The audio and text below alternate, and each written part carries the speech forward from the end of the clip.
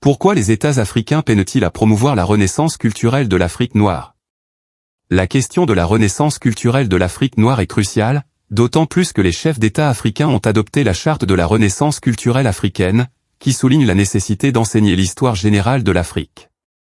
Cependant, les États africains peinent à mettre en œuvre des actions concrètes pour promouvoir cette renaissance. La colonisation a eu pour effet de dévaloriser les cultures africaines en imposant une vision européenne ou arabe de l'histoire et des valeurs. Cet héritage persiste et la réhabilitation de l'histoire africaine est parfois entravée par des élites qui, consciemment ou non, perpétuent des schémas de pensée hérités de l'impérialisme. La méconnaissance de leur histoire pousse de nombreux Africains à ne pas s'identifier à leur héritage, les rendant dépendants de récits historiques imposés par les conquérants. Cela nourrit une vision dépréciative de leur culture et engendre parfois un complexe d'infériorité vis-à-vis des cultures occidentales et arabes.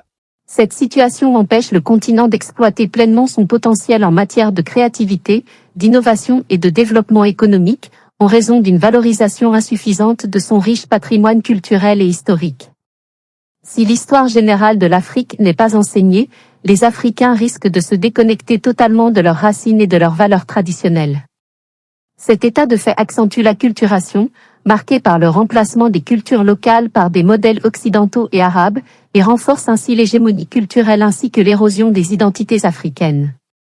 La renaissance culturelle va contribuer à l'émancipation des peuples africains et encourager la solidarité en rappelant un passé commun, notamment les luttes pour l'abolition de la traite négrière, contre l'esclavage et le colonialisme, ainsi que les accomplissements des civilisations africaines, afin de faciliter les initiatives d'intégration panafricaine.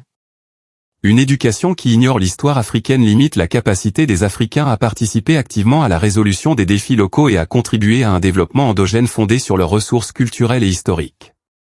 En somme, l'absence d'une véritable politique de renaissance culturelle africaine constitue un obstacle au développement du continent, car elle prive les Africains d'une connaissance approfondie de leur histoire, de leurs valeurs et de leur potentiel. Pour y remédier, il est essentiel que les États africains s'engagent davantage à intégrer l'enseignement de l'histoire générale de l'Afrique dans leurs systèmes éducatifs et à promouvoir les valeurs culturelles africaines à travers des programmes de renaissance culturelle. Une telle approche a pour but de libérer l'Afrique de la domination étrangère, renforcer l'identité africaine, favoriser l'unité continentale et contribuer à un développement fondé sur les valeurs et les ressources propres au continent. Axel Hilary.